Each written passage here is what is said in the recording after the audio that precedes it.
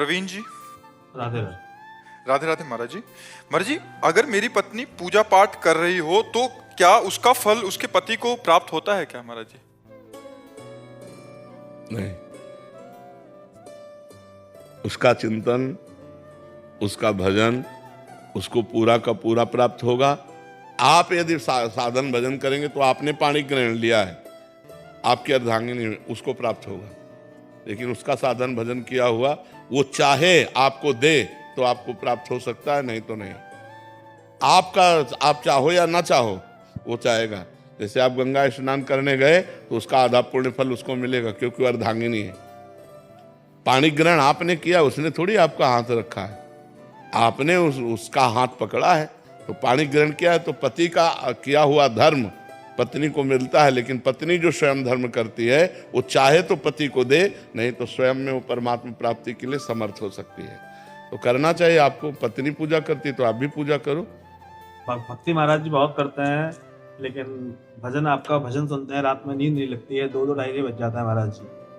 भक्ति बहुत करते हैं यार, आज तक हम नहीं कह पाए भक्ति बहुत करते हैं। हमको भी संकोच लगता है कि अभी करते हैं महाराज जी, जितना हो पाता है उतना करते हैं, ड्यूटी के जितना समय निकाल पाते हैं। ये शब्द ठीक है, जितना हो पाता है उतना करते। बहुत करने में तो हम लोगों भी की हिम्मत नहीं इतना कह दें कि बहुत भक्ति करते हैं। आधा पत्नी ले जाती है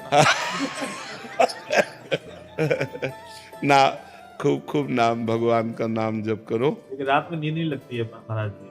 टेबलेट ले लो, नींद का टेबलेट ले लो, क्या करे बताओ। अब उसके लिए तो डॉक्टर से बात कर लो कि आपको नींद नहीं आती। नींद ना आने का मतलब है शरीर का अधिक परिश्रम से युक्त ना होना, माइंड का अधिक परिश्रम से युक्त हो जाना। अगर शरीर का परिश्रम सही हो जाए और माइंड शांत रहे तो आराम से नींद आ जाए। अब शांत कैसे रहे? मनोराज्य यही सबका चलता रहता है, ये होने के बाद ऐसा हो जाएगा, इतना हो जाएगा, फिर ऐसे हो जाएगा, फिर ऐसा कर लेंगे, फिर वो भोग लेंगे, फिर कोई टेंशन वाली भी बात आ जाती है, प्रतिकूलता वाली। वही सब सोचते सोचते क्या होता है, मन अशांत हो जाता है। अशांत से कुतः सुखम, जो अशांत मन है उसमें सुख नहीं तो नींद कहाँ। तो शरीर उतना श्रमित नहीं होता जितना माइंड श्रमित हो जाता है। और माइंड को विश्राम दो और शरीर को श्रम से युक्त करो, तभी बात। और विश्राम भगवान के नाम रूप लीला धाम में मिलेगा। तब लग कुशल न जीव कहूं, सपने हो मन विश्राम, जब लग भजत न राम को, शोक धाम तज काम। तो इसलिए भाई नाम जप करो, भगवान के सत्संग सुनो, भगवान की लीला कथा सुनो, तो उससे आनंद की प्राप्ति हो। पाप कर्म से बचो। पाप कर्म जो जानते हो कि ये सब पाप कर्म है, उन पाप कर्मों से बचो। आजकल तो बहुत गंदी बातें चल गई हैं, बॉयफ्रेंड गर्लफ्रेंड, गंदी गंदी गंदी बातें, ये तो बहुत हानिकारक हो गई। ब्याह हो गया पति दूसरी से, पत्नी दूसरे से, ये सब बहुत गलत गलत बातें हो रही। और कितना सुंदर पति हो उसको अपने पति पर संतुष्टता नहीं, कितनी सुंदर पत्नी हो उसको अपनी पत्नी पर संतुष्टता नहीं। आज हमारे धार्मिक भारत देश में ये जो गंदी बातें प्रचलित हो गई, कितना मतलब अनिष्ट हो रहा है। पति पत्नी पे विश्वास नहीं रह गया। पति वंचक पर पति रति करई, रौ रौ नरक कल्प सत परई। जो अपने पति को त्याग कर दूसरे पुरुष से संभोग करती है, वो करोड़ों कल्प तक रौ रौ नरक में डाली जाती है। बहुत दुख मिलता है। पर कौन, जब शास्त्र स्वाध्याय नहीं तो मनमानी आचरण होते चले जा रहे हैं। इसलिए पुरुष को भी चाहिए अपनी पत्नी के सिवा किसी की तरफ गंदी दृष्टि न करे। पत्नी को चाहिए अपने पति के सिवा किसी की तरफ गंदा भाव न रखे। गंदी दृष्टि करने से पाप बनता है, पाप अशांति, दुख, डिप्रेशन यही प्रदान करता है।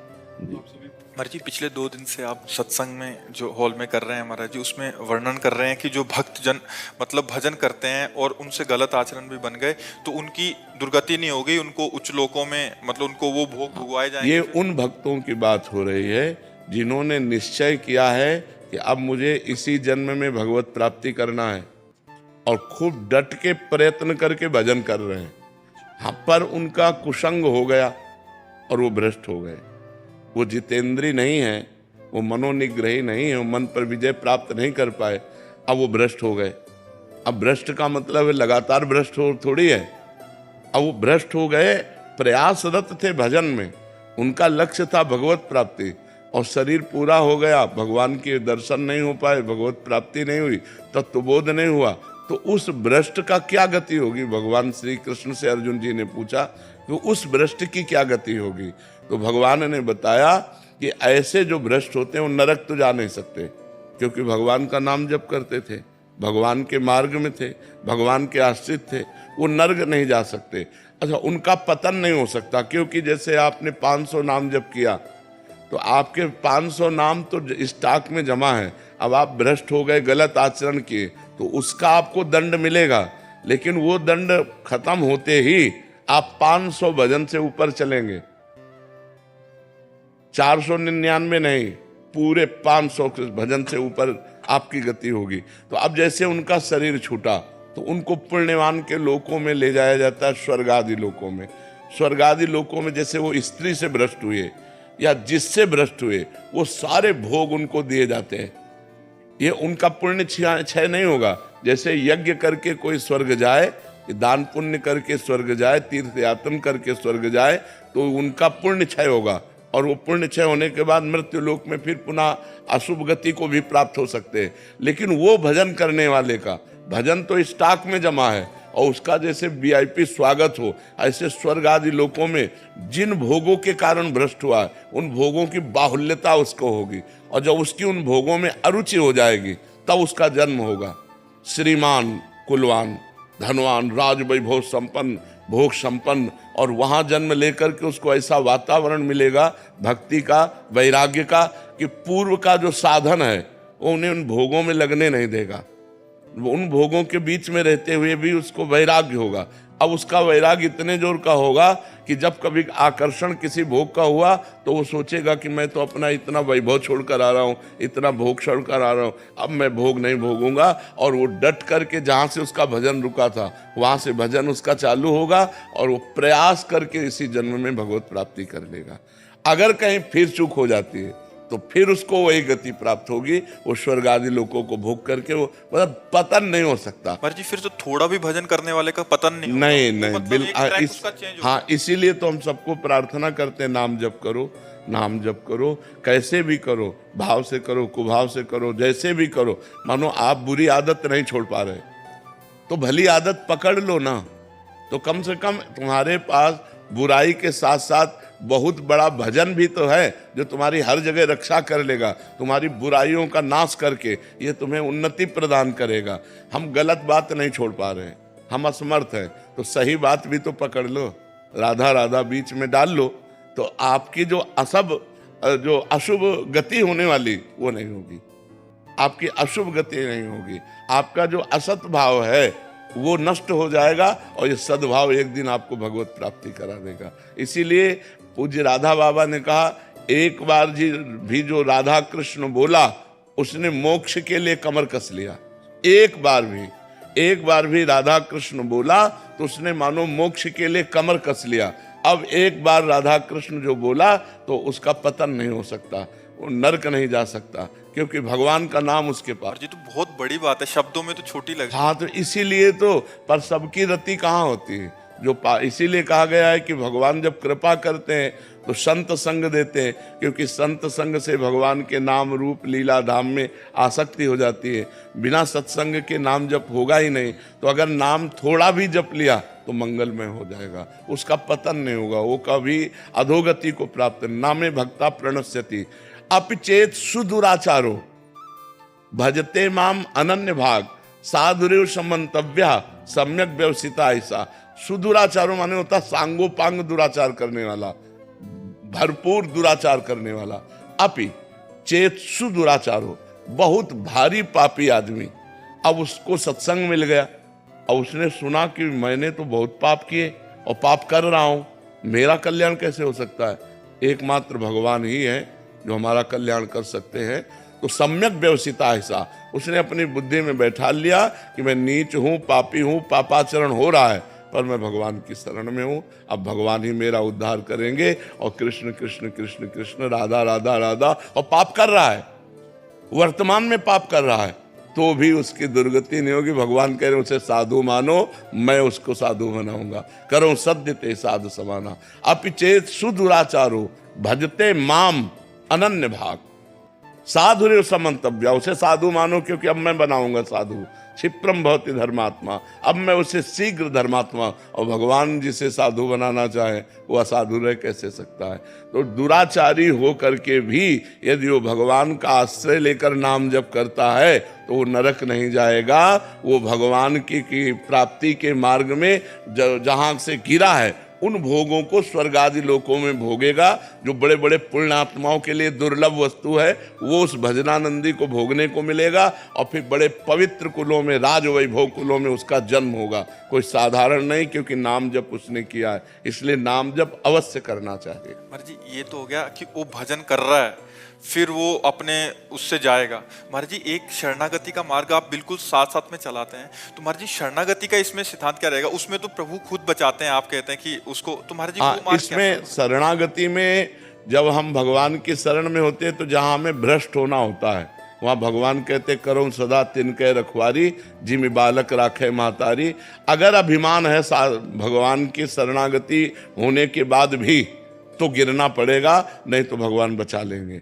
और भगवान का शरणागत अगर गिर भी जाता है तो इसी जन्म में उसको इतना कष्ट दिया जाएगा कि उसके पाप का मार्जन हो जाएगा, और अंत में भगवान उसकी स्मृति बनेंगे और उसको ये सब अगला जन्म नहीं होगा, स्वर्ग नहीं जाएगा, वो इसी जन्म में भगवान को प्राप्त। भगवान उसके अहंकार का भी नाश करने का विधान करते हैं। हाँ करेंगे, जरूर मतलब करेंगे, क्योंकि वो तो ऐसा ही है ना। हाँ भगवान उसके अहंकार का विनाश करेंगे। और उसको ये नहीं सोचना चाहिए कि भगवान ने हमारी रक्षा क्यों नहीं की, क्योंकि तुम्हारा अहंकार जो है उसका नाश करने के लिए कि तुम कुछ नहीं हो। जब ये समझ में आ जाए मैं कुछ नहीं हूँ और हे नाथ केवल, तो भगवान केवल इस संबंध से कल्याण कर देंगे।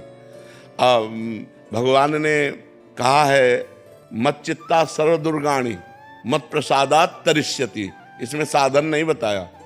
मत चित्ता सर्व दुर्गाणी मत प्रसादात तरस्यति, जो मेरी शरण में आ गया तो मेरे प्रसाद माने कृपा से वो सब दोषों से मुक्त होकर मेरे को प्राप्त कर लेता है एक ही जन्म में।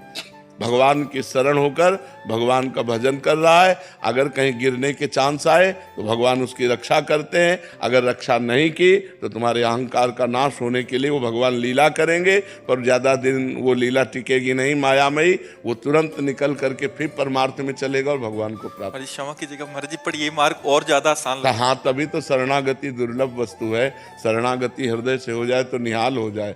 मत चित्तान, भगवान कह रहे मत चित्ता, मत चित्ता, मेरे में चित्त लगाने वाला, बस भगवान आप ही मेरे, हमारे में तो कोई ना मैं इंद्रिय विजयी हूँ ना मन विजयी हूँ। हे नाथ आप ही मेरा कल्याण करो, हे पतित पावन प्रभु आप देख लो। ऐसे भक्त का कभी नामे भक्ता प्रणश्यति, ऐसे भक्त का नाश नहीं होता।